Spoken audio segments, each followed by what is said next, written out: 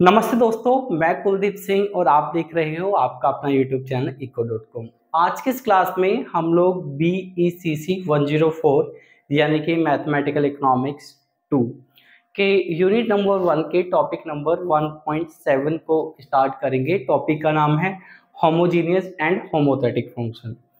तो हम पहले इसमें होमोजीनियस फंक्शन को पढ़ेंगे, उसके बाद हम इसमें होमोथेटिक फंक्शन को पढ़ेंगे और ये टॉपिक आपका अभी और आगे एम इकोनॉमिक्स में भी आपके काम आएगा और यहाँ पे तो काम आएगा। इसके अलावा आप ये टॉपिक आपके माइक्रो इकोनॉमिक्स में भी काम आएगा। तो चलिए करते हैं स्टार्ट।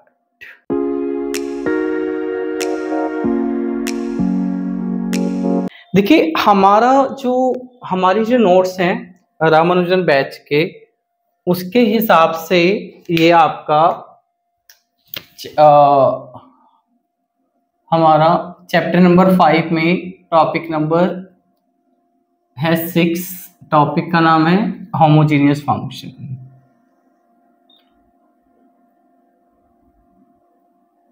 ठीक है, होमोजीनियस फंक्शन आपकी क्वांटिटेटिव मेथड और माइक्रो इकोनॉमिक्स दोनों के पॉइंट ऑफ व्यू से बहुत इंपॉर्टेंट है और ये टॉपिक दोनों ही जगह यानी कि दोनों ही क्वेश्चन पेपर में आता है। इस टॉपिक के अंदर बेसिकली हम लोगों को दो चीज पढ़नी है या दो चीजें हमें सीखनी है। पहली चीज जो हमें सीखनी है वो है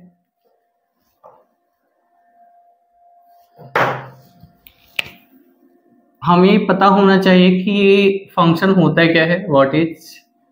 दूसरा, इस फंक्शन की कुछ प्रॉपर्टीज होती हैं, हमें प्रॉपर्टीज सीखनी है, प्रॉपर्टीज क्या है। और तीसरी चीज हमें ये समझना है कि इस फंक्शन का इकोनॉमिक्स में यूज क्या है, एप्लीकेशन इन इकोनॉमिक्स। ठीक है, तीन चीजें आज की इस क्लास में हम लोग सीखेंगे। तो इसको एक एग्जाम्पल से समझते हैं। सबसे पहले मान लीजिए हमारे पास एक फंक्शन है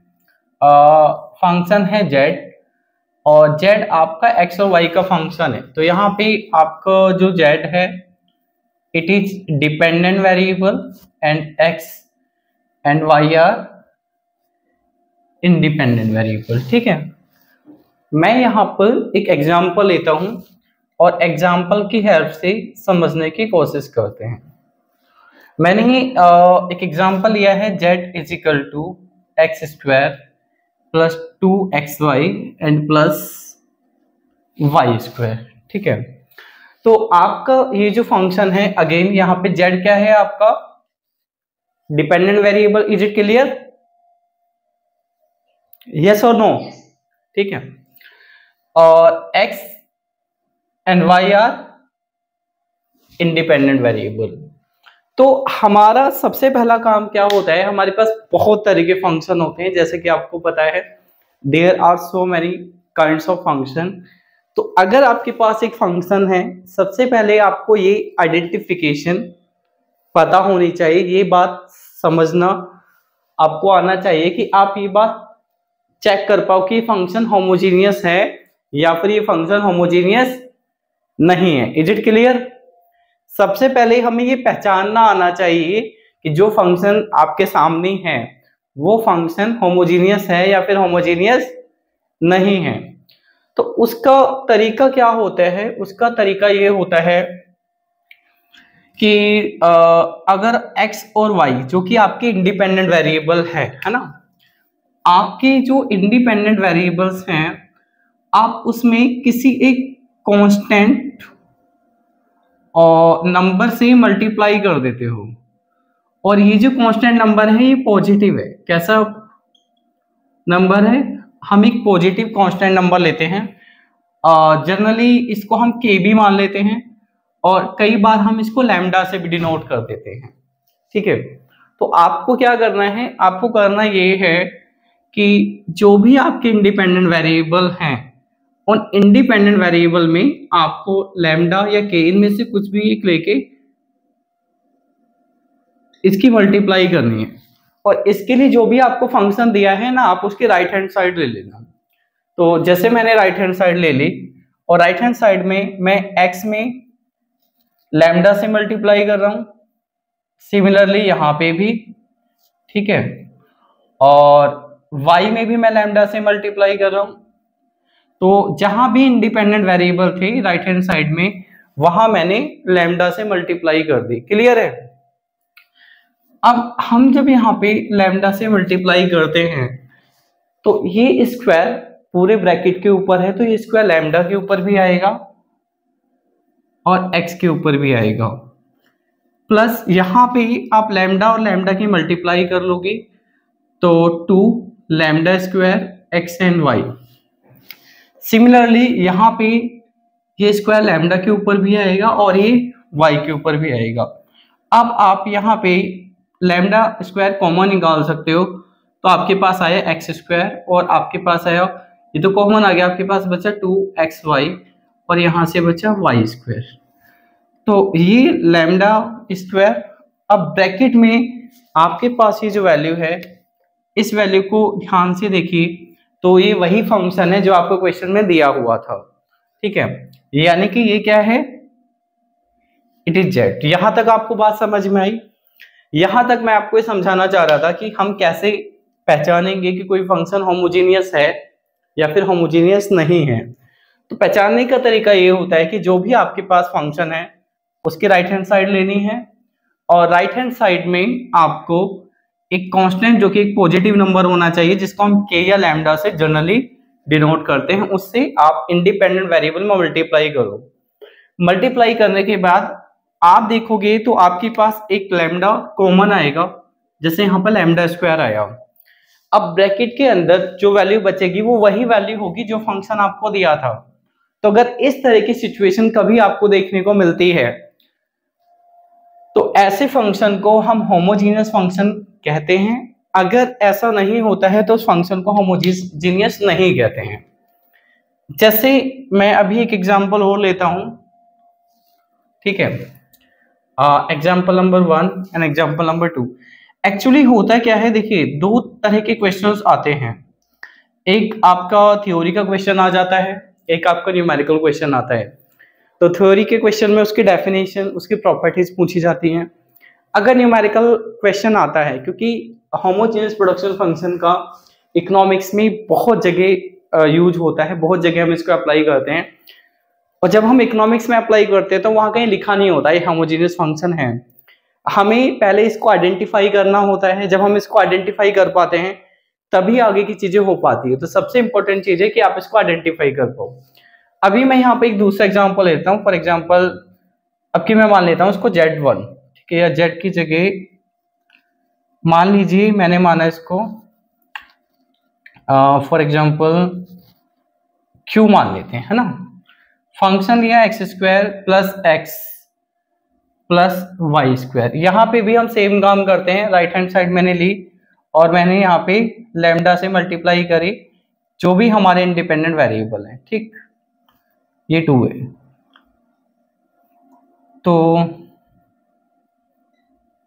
अगेन ये हो गया आपके पास लैम्डा स्क्वायर एक्स स्क्वायर, ये हो गया है आपके पास लैम्डा एक्स और ये लैम्डा स्क्वायर और ये वाई स्क्वायर। अभी यहां से कॉमन क्या आ रहा है, देखिए यहाँ लैम्डा स्क्वायर है बट यहाँ लैम्डा है और यहाँ लैम्डा स्क्वायर है, तो लैम्डा स्क्वायर तो कॉमन नहीं आ सकता, लैम्डा कॉमन आएगा। तो लैम्डा कॉमन लेंगे, यहाँ पे लैम्डा बचा, एक्स स्क्वायर बचा, यहाँ से लैम्डा कॉमन आया, एक्स बचा, यहाँ से लैम्डा कॉमन आया, वाई बचा। अब यहाँ पे आप देखोगे ब्रैकेट में, तो ब्रैकेट में हमें वो वैल्यू नहीं मिली है जो कि क्वेश्चन में दी हुई थी। Is it clear? तो ये फंक्शन हमारा कैसा है? Yes, it is homogeneous. और ये हमारा नॉन होमोजीनियस, ठीक है, क्योंकि इसमें ब्रैकेट में हमें वही वैल्यू मिल गई थी जो कि स्टार्टिंग में दी थी, और इसमें हमें ब्रैकेट में वो वैल्यू नहीं मिली है जो वैल्यू हमें स्टार्टिंग में दी हुई थी। आई थिंक अभी आपको ये बात समझ में आ गई होगी कि अगर आपके पास कोई एक प्रोडक्शन फंक्शन, कोई भी फंक्शन है, तो आप उसको कैसे आइडेंटिफाई करोगे कि होमोजीनियस है या फिर नहीं है, है ना। ठीक है। अब इकोनॉमिक्स में इसका बहुत ज्यादा बहुत ज्यादा यूज होता है। मैं अभी आपके साथ कुछ एग्जांपल डिस्कस करता हूं, उससे आप ये समझ पाओगे कि इकोनॉमिक्स में इसका क्या यूज है ना। जैसे मान लीजिए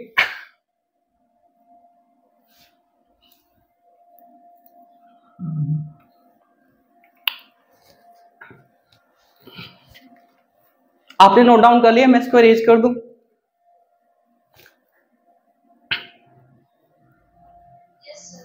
ठीक है।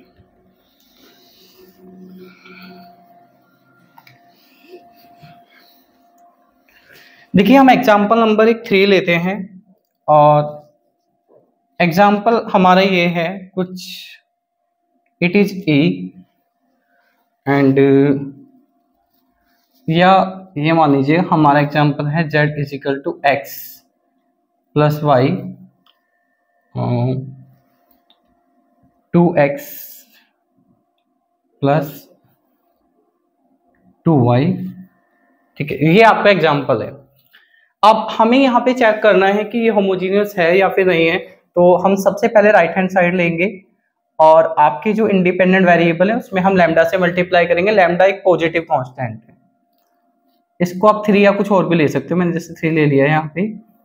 Lambda y is equal to, तो ये है 2 lambda x plus 3 lambda y is equal to, lambda हम कॉमन निकालेंगे, हमारे पास है 2x 3y is equal to lambda and it is z।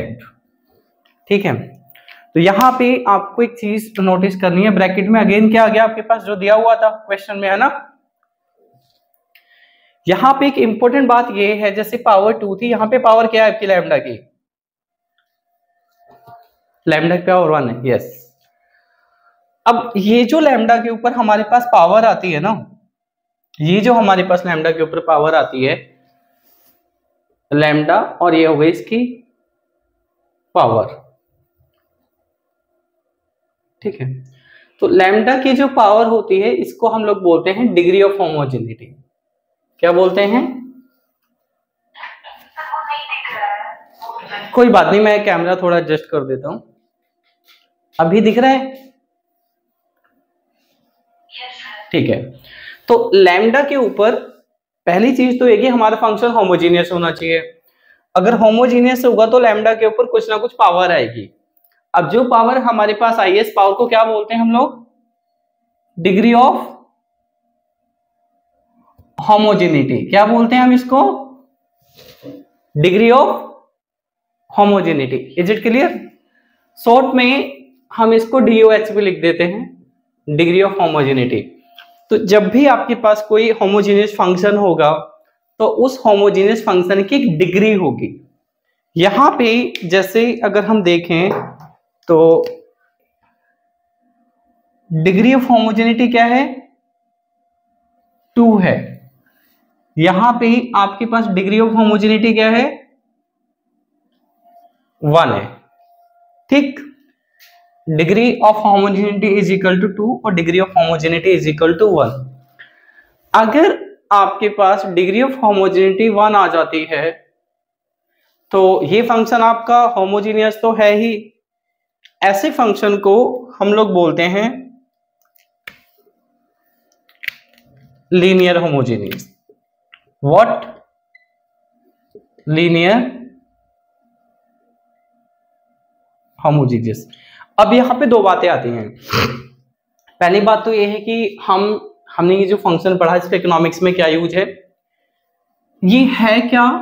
Definition हम बाद में पढ़ेंगे, क्योंकि ये सारी कॉन्सेप्ट समझने के बाद ना डेफिनेशन आप खुद से बना पाओगे, तो आपको याद नहीं करनी पड़ेगी, रटनी नहीं पड़ेगी।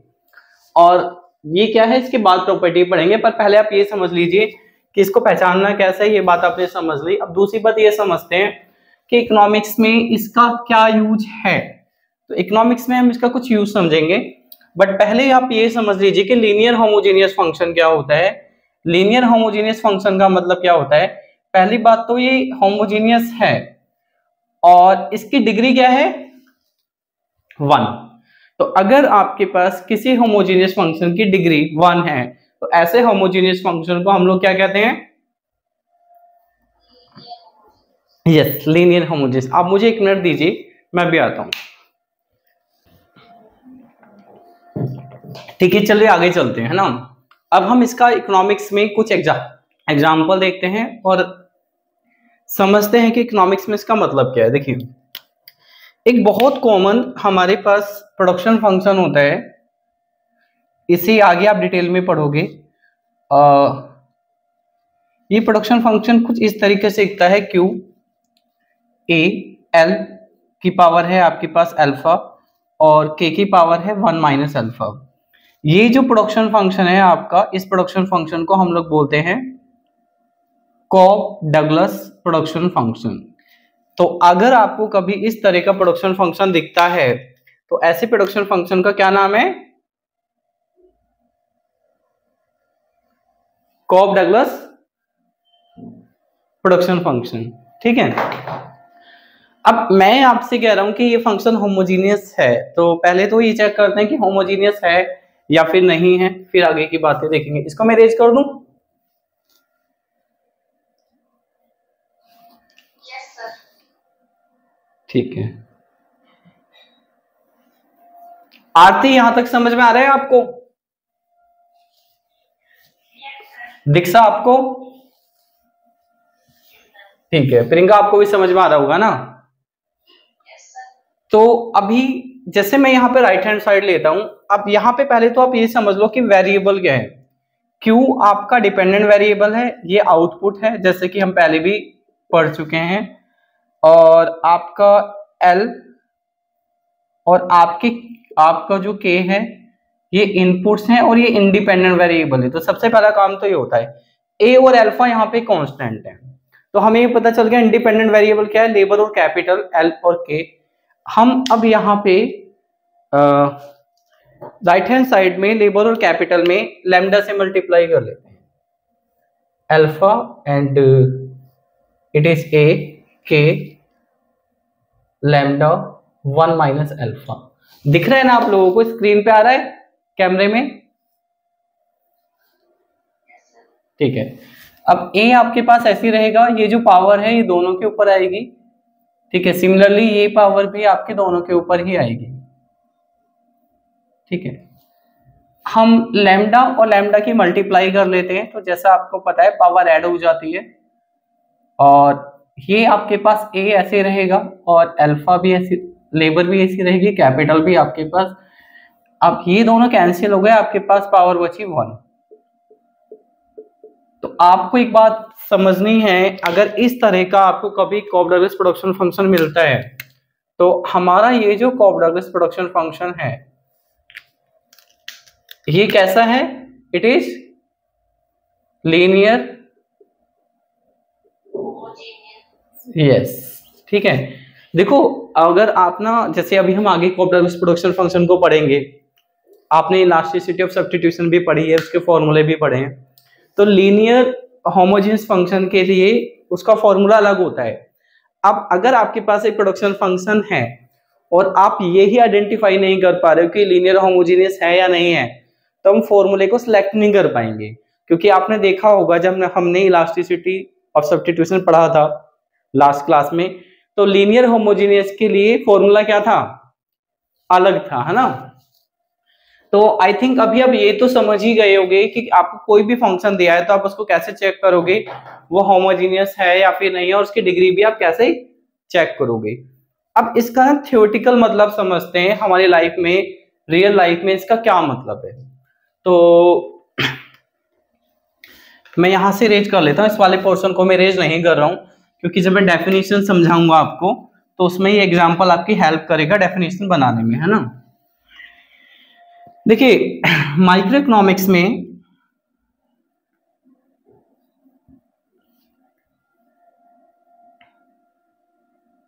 आप लोगों ने माइक्रो इकोनॉमिक्स पहले स्कूल कॉलेज में पढ़ी होगी कभी ना कभी। तो माइक्रो इकोनॉमिक्स में कॉन्सेप्ट होता है हमारा बजट लाइन का। बजट लाइन में अगर मैं ये मानता हूं एक्स और वाई दो कमोडिटी हैं, for example mango and orange, ठीक है, और पी एक्स क्या है? Price of mango, and p y is price of orange, और M है इनकम ऑफ कंज्यूमर। ठीक है, फॉर एग्जाम्पल हम इसको 50 मान लेते हैं, 100 मान लेते हैं, और ऑरेंज की प्राइस को 80 मान लेते हैं। कंज्यूमर की पर डे इनकम को मैं 1000 मान लेता हूँ, पर डे इनकम है ये। ठीक है, यहाँ पे जो बजट लाइन की इक्वेशन होती है वो होती है px into x, p y into y is equal to m, है ना। अब जो प्राइस है फॉर एग्जाम्पल वो है 100, एक्स पी वाई ये है आपका 80, वाई इज इक्वल टू हो गया आपके पास 1000। तो ये आपके पास एक बजट लाइन है। यहाँ पे ये बजट लाइन आपकी लीनियर होमोजीनियस है। कैसी है? लीनियर होमोजीनियस है।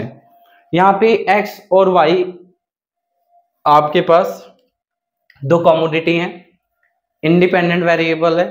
ठीक है, अगर इस यहाँ पे भी इस इक्वेशन की आप लेफ्ट साइड लो, इस इक्वेशन को आप ऐसे भी लिख सकते हो, 1000 हम पहले ले लें और लिख लें 100x प्लस 80y। ठीक है, तो यहाँ पे भी ना अगर आप लैम्डा डालोगे, अगर मैं यहाँ पे लैम्डा और लैम्डा डालूं राइट हैंड साइड में, तो आपका पता चलेगा हमारे पास लैम्डा बाहर आ जाएगा और पावर क्या आएगी? 1 आएगी। क्या आएगी? 1 पावर आएगी। फॉर एग्जाम्पल मैं जैसे यहां से इरेज करता हूं,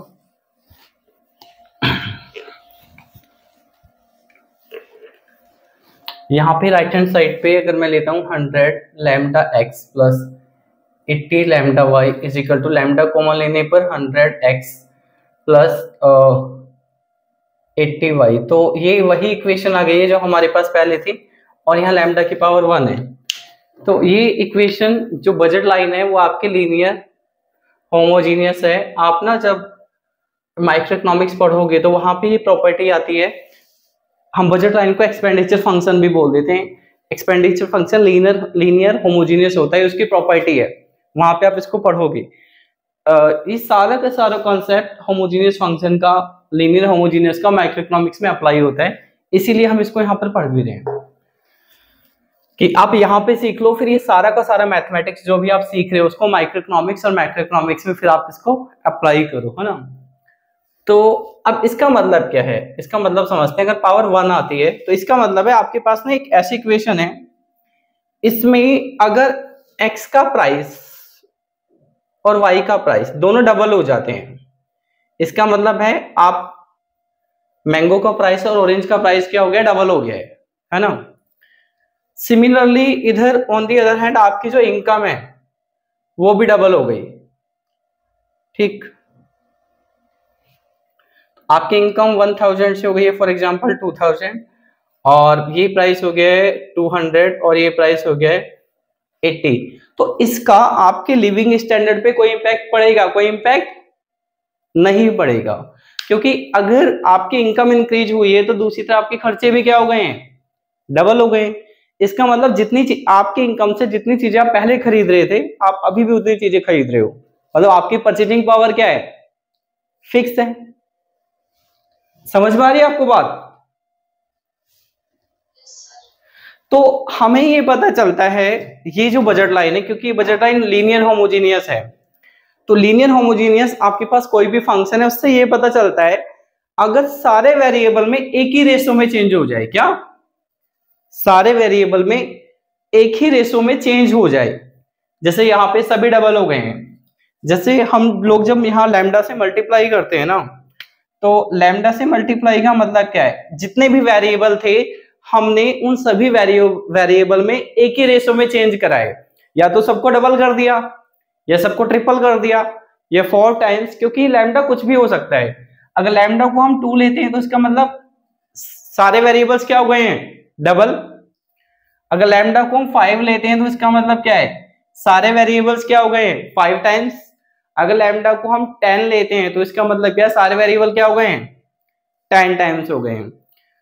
तो जनरली ये सारे कंसेप्ट, इस तरह का कंसेप्ट वहां अप्लाई होता है कि कई बार इकोनॉमी में ऐसी सिचुएशन होती है, हमारी जैसे सैलरी है, आप में से जो भी लोग जॉब करते हैं, मान लीजिए सैलरी साल के एंड में इंक्रीमेंट होता है ना, तो सैलरी बढ़ी मान लीजिए आपकी 15%, है ना, और उस एक साल में जो इन्फ्लेशन है यानी महंगाई है वो भी 15% बढ़ गई, तो इसका मतलब है कि आपकी सैलरी बढ़ी नहीं है। क्या आपकी सैलरी बढ़ी नहीं है, आपकी सैलरी इंक्रीज नहीं हुई है। आपकी सैलरी जितनी पहले थी अभी भी उतनी है, वो देखने में आपको ज्यादा लग रही है कि अब ठीक है। फॉर एग्जांपल अगर किसी की सैलरी पहले 1 लाख थी, 15% बढ़ गई यानी 1,15,000 हो गई, तो अब उसको देखने में तो सैलरी ज्यादा लग रही है, पर रियलिटी में उसकी सैलरी बढ़ी नहीं है। अगर इन्फ्लेशन भी कितना है 15%, तो अगर हम ये मान के चलते हैं साल के एंड में आपकी कंपनी ने या ओनर ने आपकी सैलरी को 15% बढ़ाया और दूसरी तरफ इकोनॉमी के अंदर जो इन्फ्लेशन है वो भी 15% है, तो इसका मतलब क्या है कि आपकी इनकम चेंज नहीं हुई है, वो जहां थी वो वही है ना। सैलरी कब इंक्रीज होती? अगर हम ये मानते हैं कि इन्फ्लेशन है 15% और हमारी इनकम में जो इंक्रीज होता वो होता मोर देन 50%, तो हम क्या कहते हैं हमारी इनकम इंक्रीज हुई है। अगर इनकम में इंक्रीज होता लेस देन 15%, तो आप कहते हैं कि आपकी सैलरी डिक्रीज हुई है, ठीक है। और अगर इनकम भी 15% इंक्रीज हुई है, इन्फ्लेशन भी, इसका मतलब हमारी सैलरी में कोई भी चेंज नहीं हुआ है, ठीक है। समझ में आ रही है आपको मेरी बात? तो ये मैंने अभी हमने जो एग्जांपल लिया है लीनियर होमोजेनियस के लिए लिया है, तो आई थिंक आपको ये बात समझ में आई होगी कि लीनियर होमोजेनियस फंक्शन को कैसे चेक करना है। और जो आपका कोऑर्डिनेट प्रोडक्शन फंक्शन होता है वो उसका एक एग्जांपल है लीनियर होमोजेनियस का। इसके अलावा माइक्रो इकोनॉमिक्स में हमारी जो बजट लाइन होती है वो भी लीनियर होमोजेनियस फंक्शन की का एक एग्जांपल है।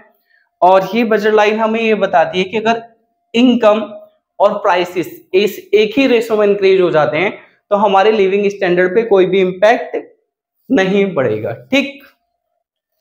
आगे चलें, ठीक है। तो अब मैंने आपको ये सारी चीजें बता दी हैं, अब हम लोग बात करते हैं डेफिनेशन की कि किस तरीके से आप इसको डिफाइन करो। अब ना आपको डेफिनेशन याद नहीं करनी पड़ेगी, क्योंकि प्रॉब्लम ये होती है जो मैथ की थ्योरी होती है उसको याद रखने में थोड़ी थोड़ी प्रॉब्लम होती है अगर हमारे कंसेप्ट क्लियर नहीं है। बट अभी ना आप अपनी डेफिनेशन को इजीली खुद से बना पाओगे, मतलब आपको याद नहीं करनी पड़ेगी, है ना। देखो ये चीज तो आपको समझ में आ गई होगी। हम यहां पर आते हैं, यहां से आप डेफिनेशन खुद से बना पाओगे रिजल्ट से। पहली बात तो ये है आपके पास जो फंक्शन है वो क्या है, z है, और z किस पे डिपेंड कर रहा है, x पर और y पे, क्लियर है। अब फंक्शन की हम राइट हैंड साइड लेते हैं और राइट हैंड साइड में किससे मल्टीप्लाई करते हैं, x और y दोनों में। और यहां पे हमने जो लैम्डा लिया है वो लैम्डा क्या है, पॉजिटिव कांस्टेंट है, मोर देन 0, है ना।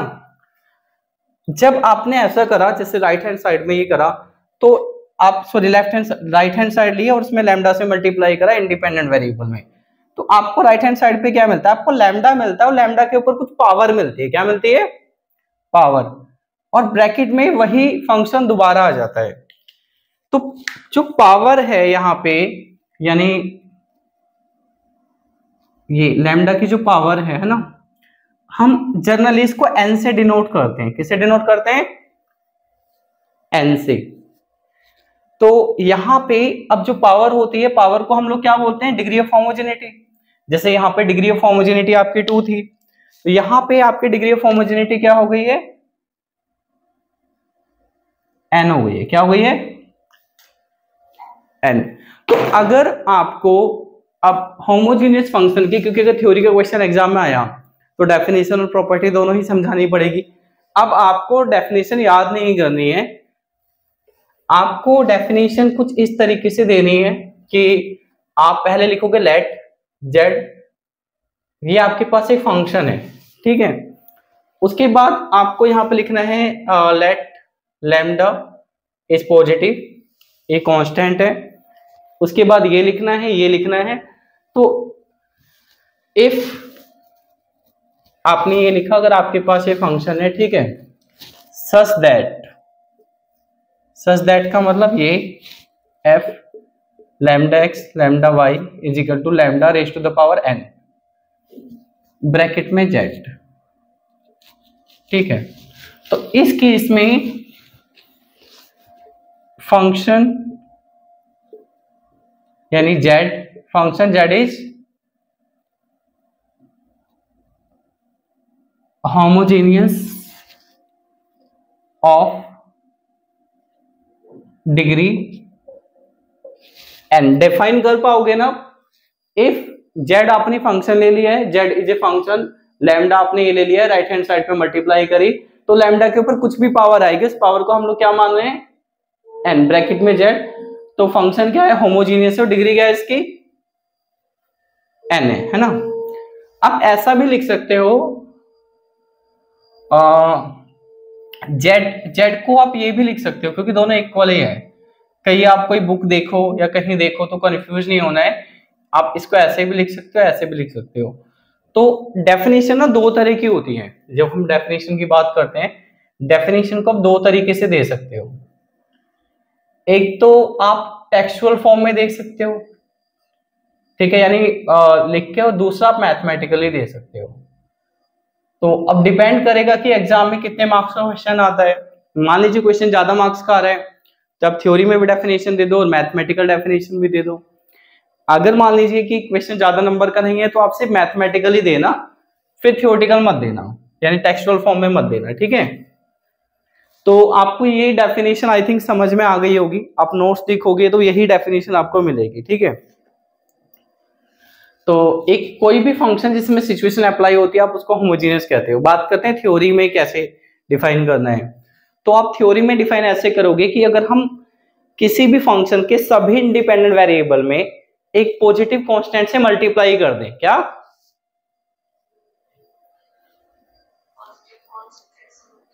हमारे पास एक फंक्शन है, if we multiply all the independent variable by a positive constant number, ठीक है।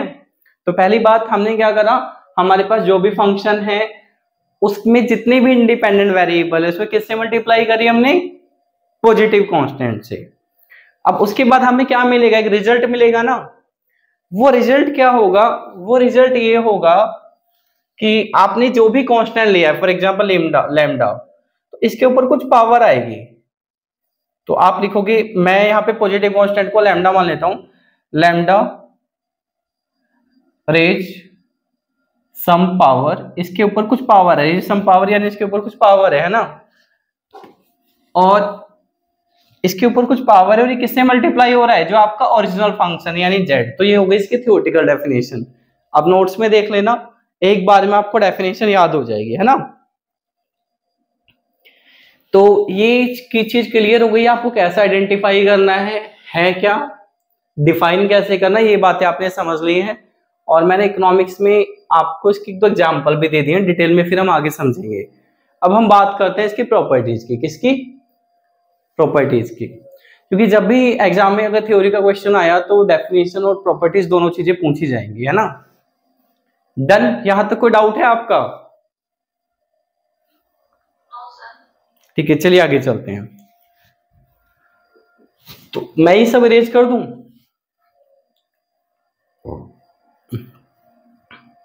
सर एक बार ये बता दीजिए कि इसको क्या बोल रहे थे आप, जो लास्ट वाले सबसे इक्वेशन है, ये इक्वेशन, ये सर जिसमें हाथ रखा था, ये ना, ये हाँ, इसमें तो हमने ये करा है ना, ये हमारे पास रिजल्ट आता है ना। अब z किसके इक्वल है, फंक्शन के इक्वल है ना, तो आप z की जगह फंक्शन भी लिख सकते हो।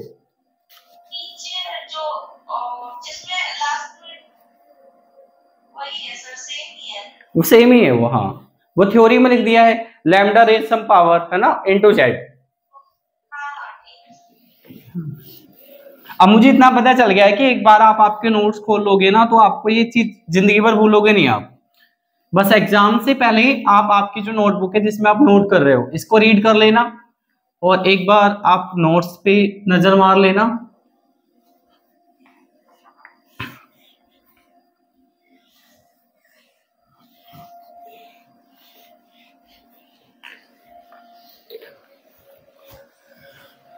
देखिए अब हम बात करते हैं प्रॉपर्टीज की। आपके पास जो होमोजीनियस फंक्शन होता है, अगर हम उसकी प्रॉपर्टीज के बारे में बात करें तो कुल मिला के हमें जो प्रॉपर्टी पढ़नी है वो कितनी प्रॉपर्टी समझनी है आपको? यस, ठीक है। तो प्रॉपर्टी 1 से स्टार्ट करते हैं।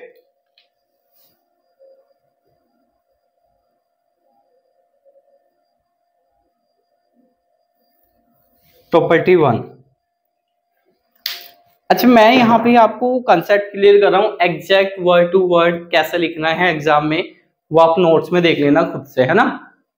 उसके लिए आप नोट्स पे एक बार रीडिंग कर लेना। आपके पास ये फंक्शन है और मैं आपको ये बता देता हूं, it is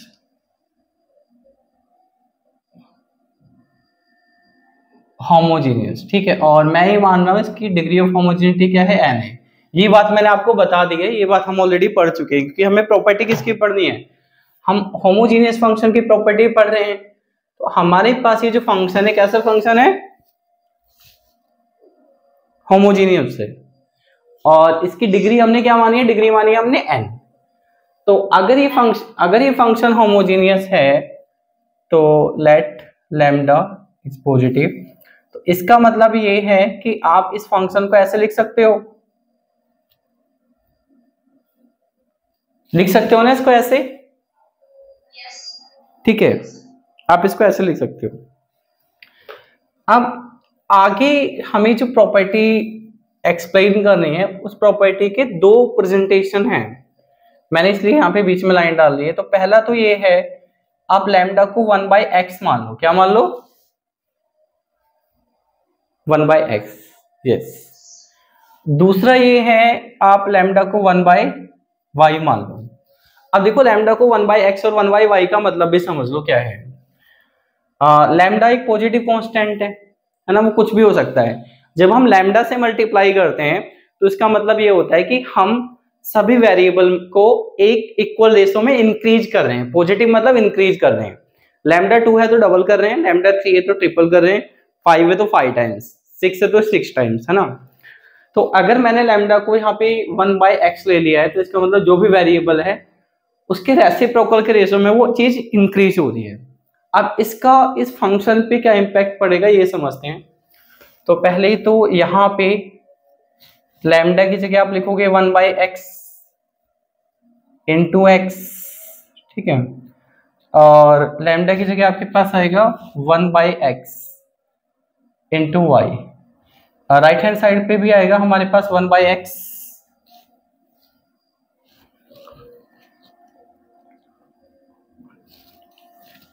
rays to the power n into z. तो जहां भी लैम्डा था हमने वहां क्या पुट करा, 1/x।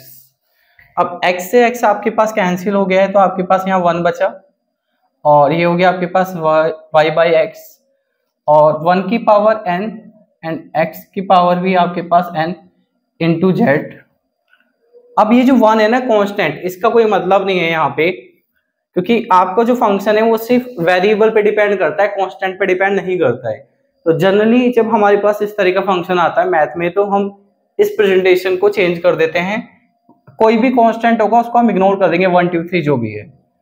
ये हो गया 1 की पावर n मतलब 1 और x की पावर n मीन्स सेम, और ये हो गया आपके पास z। अब हम क्रॉस मल्टीप्लाई करते हैं तो क्रॉस मल्टीप्लाई पर करने पे x की पावर ये आ गई आपके पास, ये फंक्शन है, ये z। अब मैं इसकी साइड चेंज कर लेता हूं। तो z को मैंने पहले लिख लिया है, x को हमने ऐसे लिखा और y x। अब ये आपके पास जो प्रेजेंटेशन है इसका अपना एक मतलब है। देखिए मैथ ना सिर्फ कोई इक्वेशन नहीं होती है, वो इक्वेशन कुछ कह रही होती है। यानी मैथ की अपनी एक लैंग्वेज है, या आप कह सकते हो मैथ भी अपनी एक लैंग्वेज है।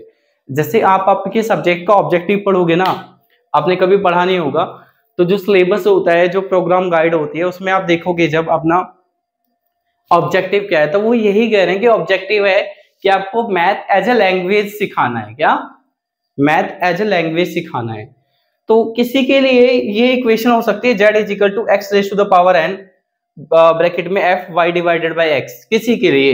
लेकिन अगर आप मैथ को ठीक से समझ रहे हो, मैथ के स्टूडेंट हो, तो आपके लिए सिर्फ ये नहीं है, आपके लिए इक्वेशन कुछ कह रही है। अब ये इक्वेशन क्या कह रही है, इसका कुछ इकोनॉमिक इंटरप्रिटेशन है। ये समझने के बाद फिर मैं ये वाला केस भी आपको समझाऊंगा। देखिए इसमें ब्रैकेट, ये जो आपके पास फंक्शन है y डिवाइडेड बाय x, ये बहुत इंपॉर्टेंट है। हमारे पास ओरिजिनल फंक्शन क्या था, ये था। पहली प्रॉपर्टी आपसे ये कहती है कि अगर आपके पास ये फंक्शन है तो इस फंक्शन को आप ऐसे लिख सकते हो। पहली प्रॉपर्टी क्या कहती है कि अगर आपके पास एक होमोजीनियस फंक्शन है तो उस ऐसे होमोजीनियस फंक्शन को आप ऐसे लिख सकते हो। क्लियर है ना। अब ये फंक्शन क्या कहता है, पहली बात तो ये दोनों एक ही चीज है, बस इनकी फॉर्म अलग है। ये फॉर्म फिर मैं आपको ना एग्जांपल से समझाऊंगा विद इकोनॉमिक्स में इसका क्या यूज है, इस फॉर्म का क्या यूज है। ये इक्वेशन आपसे कह रही है कि अगर आपके पास कोई होमोजीनियस फंक्शन है जिसकी डिग्री ऑफ होमोजेनिटी n है ना, तो उस फंक्शन को आप दोबारा एक रिराइट कर सकते हो। और रिराइट ऐसे करोगे, दो इंडिपेंडेंट वेरिएबल है वो रेशो की फॉर्म में आएंगे। कैसे आएंगे, रेशो की फॉर्म में। ठीक है, जैसे हमारे पास जो प्रोडक्शन फंक्शन होता है कॉब-डगलस प्रोडक्शन फंक्शन, ठीक है, इसमें हम जब मार्जिनल प्रोडक्ट ऑफ लेबर निकालते हैं, अभी मैं निकाल के बता नहीं रहा हूं आपको, मैं जस्ट रिजल्ट बता रहा हूं क्या आता है। तो वो रिजल्ट होता है हमारा 1 माइनस,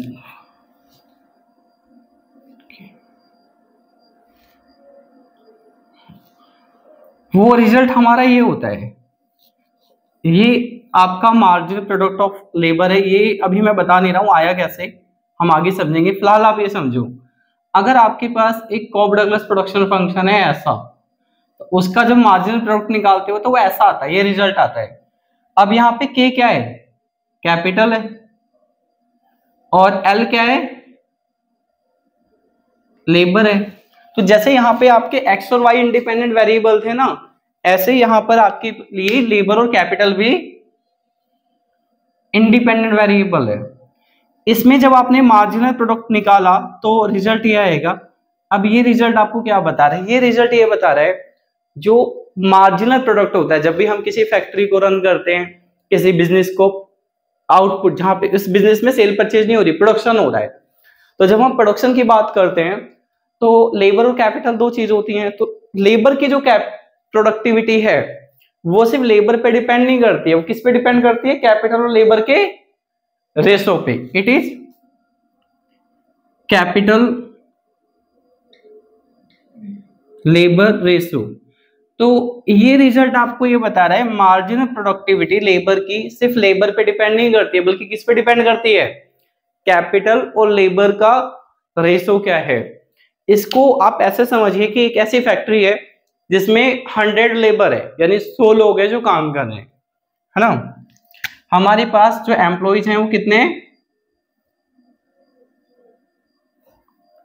टोटल एम्प्लॉइज कितने हैं आपके पास, 100। अब इन लेबर को जो रिक्वायर्ड कैपिटल है, फॉर एग्जांपल मशीन, इनको मशीन चाहिए 25, मैं ये मान के चलता हूँ उस फैक्ट्री में 100 लेबर को 25 मशीन चाहिए।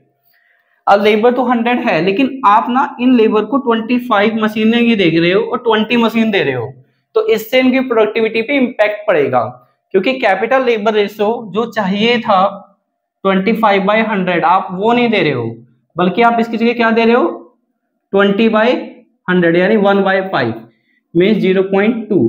और जो required for example capital labour ratio है वो है कितना है, 0.25।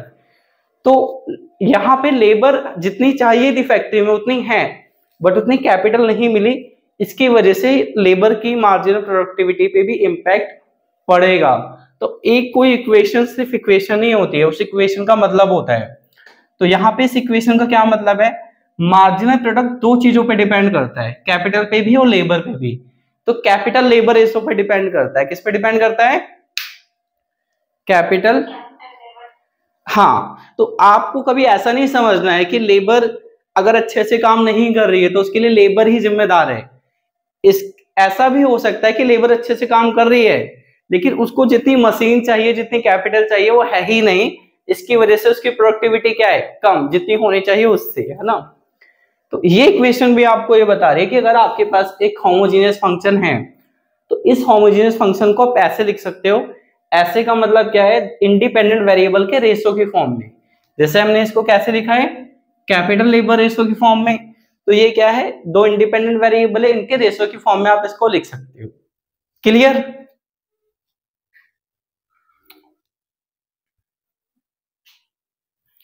आई थिंक बात आपको समझ में आ गई होगी, है ना। तो यहाँ पे समझने वाली बात ये है कि इस फंक्शन को हम किस तरीके से लिख सकते हैं, दोनों इंडिपेंडेंट वेरिएबल के रेशो की फॉर्म में। अब एक ये वाला केस ले लेते हैं। इस केस में क्या होगा, ये आपकी प्रॉपर्टी 1 है, ठीक है। प्रॉपर्टी 1 का जो स्टेटमेंट है वो भी मैं अभी आपको बता दूंगा, पर पहले हम इसका प्रूफ ले लेते हैं। तो एक तो हमारे पास ये प्रेजेंटेशन आया है। अब अगर हम दूसरा लेते हैं तो क्या होगा, इट इज एफ। अभी यहाँ पे आपके पास होगा 1/y x इंटू, यहाँ पे 1/y into y is equal to 1/y raise to the power n into z. ये कैंसिल हो जाएगा, f x/y यहाँ मल्टीप्लाई करने के बाद कॉमा 1, ये हो जाएगा आपके पास ऊपर 1 और y की पावर n इंटू जेड, और ये 1 को हम इग्नोर करेंगे, it is x/y into, sorry ये हो गया आपके पास 1/n into z. Cross multiply करोगे तो ये आ जाएगा आपके पास xy is equal to z. इनको अगर हम आगे पीछे कर दें तो आपके पास हो जाएगा y raise to the power n। तो इसका मतलब ये, देखो इस फंक्शन को ना हम दो इनपुट रेशो की फॉर्म में लिख सकते हैं। वो इनपुट रेशो y/x भी हो सकता है और वो इनपुट रेशो x/y भी हो सकता है। तो आप चाहो तो y को ऊपर रखो, x को नीचे, ये भी एक रेशो है। ये हो गया आपका y और x का रेशो, और ये किसका रेशो हो गया, x और y का रेशो। अभी जैसे मैंने यहाँ पे मार्जिनल प्रोडक्ट ऑफ लेबर लिखा था ना, तो मैंने लिखा था marginal product of labour, I think a capital by labour is equal to alpha. हम इसको ऐसे भी लिख सकते हैं, लेबर बाय कैपिटल, ये फिर पावर चेंज हो जाएगी, माइनस में हो जाएगी। क्यों होगी हम आगे समझेंगे, ठीक है।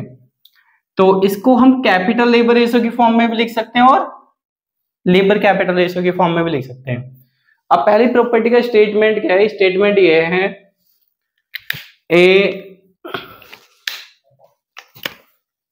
A homogeneous function z is equal to fx can be written as z is equal to xn 5 y/x and z is equal to yn fxy। ये प्रॉपर्टी है। तो पहली प्रॉपर्टी का स्टेटमेंट, सर कुछ नोट्स गिर गए, ठीक है। पहली प्रॉपर्टी का स्टेटमेंट ये, a homogeneous function can be written as, आप इसे ऐसे भी लिख सकते हो और ऐसे भी लिख सकते हो, ठीक है। तो मैंने आज आपको ये बता दिया है कि होमोजेनियस फंक्शन आप कैसे पहचानोगे, इकोनॉमिक्स के कुछ एग्जांपल दिए, और ये भी बताया है कि उसकी डेफिनेशन क्या है, और मैंने आपके साथ प्रॉपर्टी 1 का स्टेटमेंट भी दिया और मैंने आपको इस स्टेटमेंट को प्रूफ करके भी दिखाया है। अगर एग्जाम में क्वेश्चन कम मार्क्स का आता है, उसने कहा है कि state the properties, come marks का स्टेट द प्रॉपर्टीज, यानी आप स्टेटमेंट को लिखे आना, बस इसका प्रूफ मत देना। अगर क्वेश्चन ज्यादा मार्क्स का है तो फिर आप इसका प्रूफ दे सकते हो, ठीक है। अदरवाइज आप सिर्फ स्टेटमेंट लिखे आना। क्लियर? Yes, sir. तो नेक्स्ट क्लास में मिलते हैं। आज की क्लास में हम इतना ही पढ़ेंगे। शुभ रात्रि। ठीक है, गुड नाइट।